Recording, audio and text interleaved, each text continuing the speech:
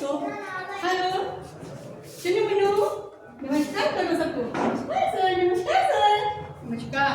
तो बच्चों, आज हम आपको एक बहुत वीर महिला की कहानी सुनाएंगे। अच्छा बेटा, अच्छा अभी तो बहुत मजा आएगा। हाँ, तो शोर नहीं करना, चुपचाप बैठ जाओ क्लास में, है ना, और बहुत ध्यान से कहानी सुनना। ठीक है मैम, ठीक है। तो बच्चों, आज हम आपको एक बहुत महान वीरांगना की कहानी सुनाने जा रहे हैं और उनका नाम था रानी लक्ष्मीबाई। क्या नाम था उनका? रानी लक्ष्मीबाई।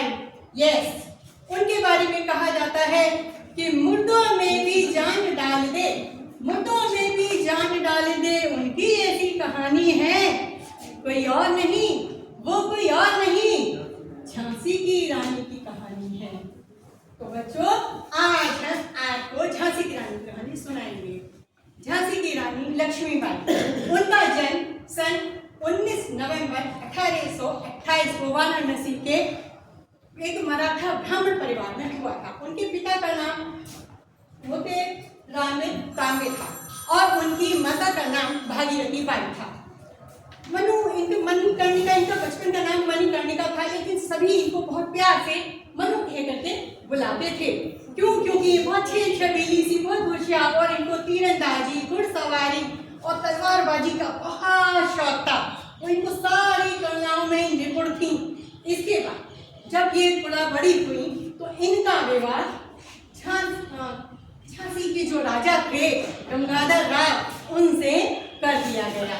तो शादी के बाद इनको झांसी की रानी कहना, सब लोग कहने लगे कि तो मैं झांसी की रानी है, झांसी की रानी है। और जिस राज्य में पहुंचते हैं तो उसी की रानी को हम कहते हैं, उस राज्य की रानी हो गई।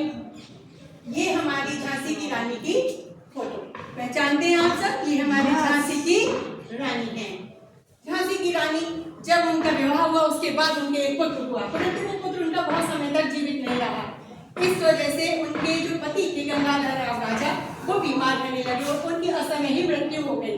इसके बाद झांसी की रानी ने राजपाट का काम अपने आप संभाल लिया, लेकिन अंग्रेजों को ये पसंद नहीं आया, क्योंकि उत्तराधिकारी होना बहुत जरूरी होता है राज्य में। इसलिए उन्होंने दामोदर राव को गोद दे दिया, लेकिन अंग्रेजों को ये नीति समझ में नहीं आई और उन्होंने झांसी के राज्य को हड़पना चाहा। तो उन्होंने उन्हें दत्तक पुत्र को उत्तराधिकारी न मानते हुए तुरंत उन्होंने झांसी की रानी से कहा कि नहीं, आपको ये झांसी हमें सौंपनी पड़ेगी। झांसी की रानी ने कहा कि नहीं, मैं अपनी झांसी किसी को नहीं दूंगी और अगर आप मुझसे जिद करेंगे तो मैं आपके खिलाफ विद्रोह करूंगी। और झांसी की रानी ने उनसे मना कर दिया और उनके खिलाफ मोर्चा खोल दिया। अंग्रेजों से उनकी बहुत लड़ाई हुई, बहुत वीरता से झांसी की रानी लड़ी, लेकिन अंततः 18 जून सन 1958 को वो वीरगति को प्राप्त हो गई। तो जैसे आपने सुना है कि झांसी की रानी के लिए एक हमारा कहावत है, वो बहुत प्रसिद्ध है कि दूर फिरंगी को करने की सबके मन में ठानी थी, चमक उठी सन 57 में रानी थी, बुंदेले हर बोलों के मुंह हमने सुनी कहानी थी, खूब लड़ी मर्दानी में तो झांसी वाली रानी थी।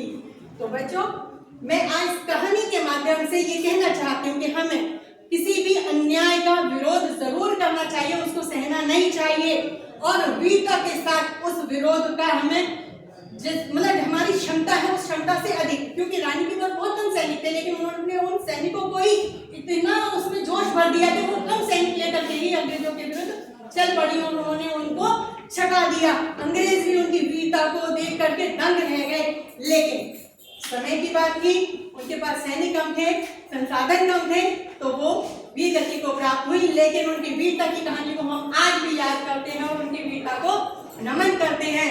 इसलिए हमें अन्याय के आगे सर नहीं झुकाना चाहिए, नीति पूर्वक न्याय पूर्वक जो बात है उसका पालन करना चाहिए।